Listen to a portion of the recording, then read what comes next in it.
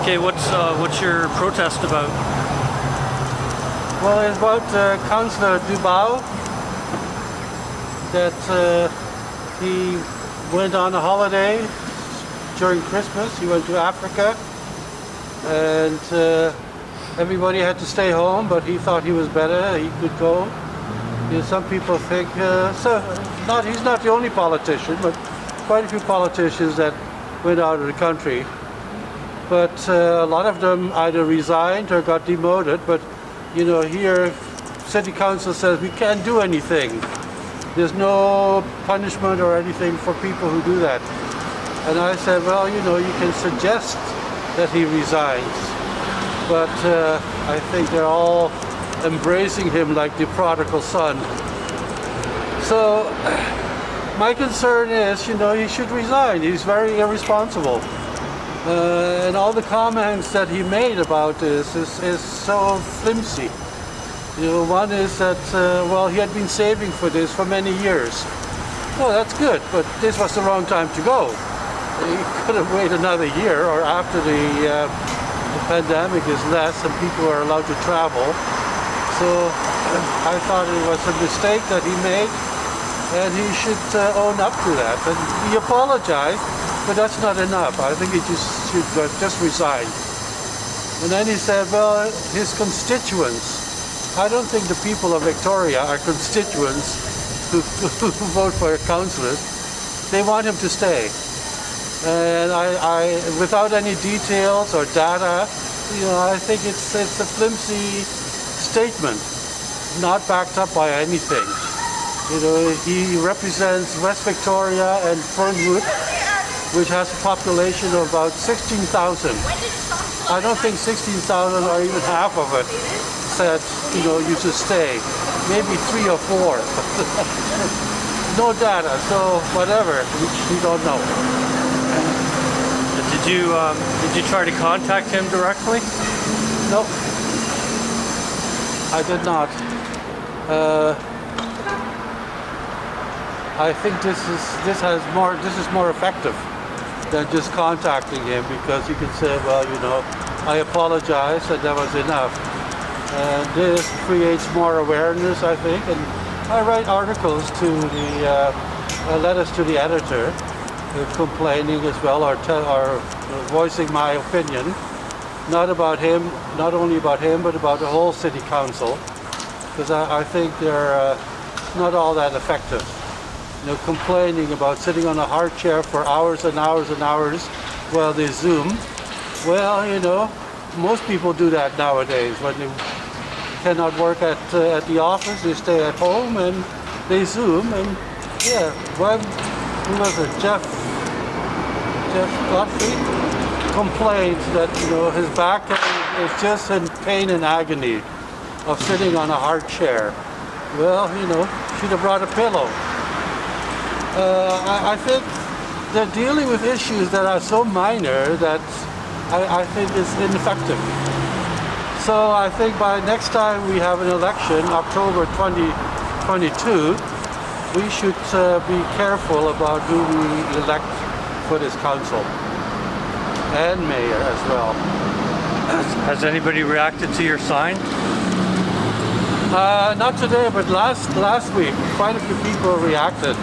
One person called me a racist. Why? I don't know.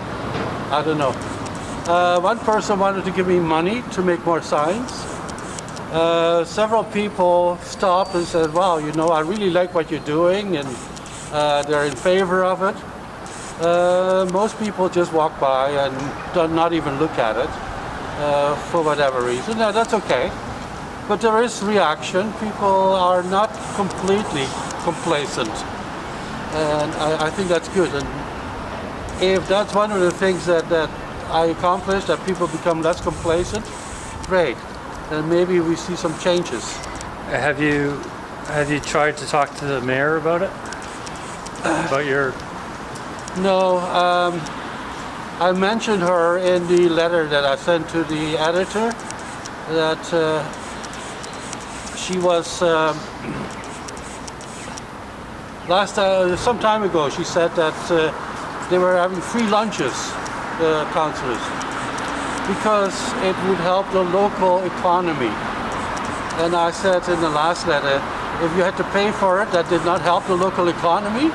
You know, what kind of phrase is that? How stupid to say that. And I'll leave it at that. I'm not very impressed with the mayor either. In fact, in one of the articles I wrote, I said that Victoria is really does not discourage forced labor. Forced labor. Huh? Forced labor? Forced labor, slave labor, yeah. And I will expand on that because, talking about the mayor, when she went on her last trip to China, her trade mission, she went to a company called BYD, Build Your Dream. They make electric buses and electric cars. And just in a month or so ago, the Canadian government gave this company 252 million. How much? 252 million to make hand sanitizer, while companies in BC were offering for free. So why this company got 252, because they're Chinese, I don't understand, and I cannot find any answers. Anyway, she toured the factory where they make these buses. And so I think by association, they're guilty of slave labor. And I mentioned that. But there'll be more articles coming, as well as the book that I'm writing about all this. Oh yeah, what's your book called? China Da. What? China Da. Canada and China combined. China Da. Oh, China Da. Oh. And in Mandarin, if you say Canada, it sounds like China Da. Oh. And So it's about how China has infiltrated Canada. Yeah. You know, it's like an octopus. Its tentacles reach far and wide and deep into the pockets of politicians, universities, business, places like this, and Confucius Institutes in Canada, and a whole rigmarole. So it's going to be quite a book. When's your book coming out? Well, I'm still collecting a lot of data, and I'm finishing the other one first. Oh. But I'm working on it. Yeah. One of the things that I'm interested in, that every city in Canada has a sister city around the world, of several cities. And about 38 cities in Canada, this one as well, have sister cities in China. And I asked people, do you know what the sister city is of Victoria? Nobody knows. What do you know what it is? Yeah, I know. What is it? Suzhou. Where? Suzhou. Where's that? In China, it's the Venice of the East. It had lots of canals, and I've been there several times, and it's okay, but nothing special. She did not go there on her trips to trade mission to China, even though it was on her way. So I came across this because China has been attacking the mayor of Calgary and for something. And the mayor said, okay, we'll sever our ties with the city that we have in China. And I think every city in Canada should do that, to make a statement. In fact, I think Ottawa should just cancel Beijing and have a sister city of Taipei. Wouldn't that be interesting? Taiwan. So how long are you going to keep this up? This? Yeah. Well, probably until the next election, so that's October 2022. Maybe not every week, because I'll probably have holidays, but, you know, every Tuesday or so, take an hour or two, walk around like this with a sign, and, you know, in a year, you create a lot of awareness. Are you hoping people will join your cause? That's their choice. Yeah. Do you That's their care? choice. Does it matter? Well, I think if we could have 75 people running around with a sign like this, I think that would be great. That really gives a message.